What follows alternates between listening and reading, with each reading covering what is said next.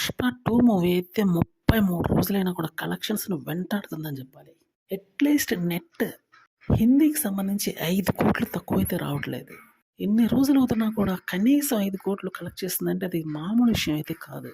కొత్త సినిమాలు రిలీజ్ అయిపోవడానికి దగ్గర పడ్డాయి. అయినా కూడా ఈ కలెక్షన్స్ కొనసాగుతున్నాయంటే మూవీలో ఇంకా స్టామినా అయితే ఉంది. ఇది తిరుగులేని, కాదనలేని నిజం. 'దంగల్' మూవీ యొక్క రికార్డ్‌ని బ్రేక్ చేయాలంటే ఈ కంటిన్యూ అవుతూనే ఉండాలి ఈ కలెక్షన్స్ వేట. కాబట్టి అదే జరగబోతుందని కూడా చెప్పాలి మరి.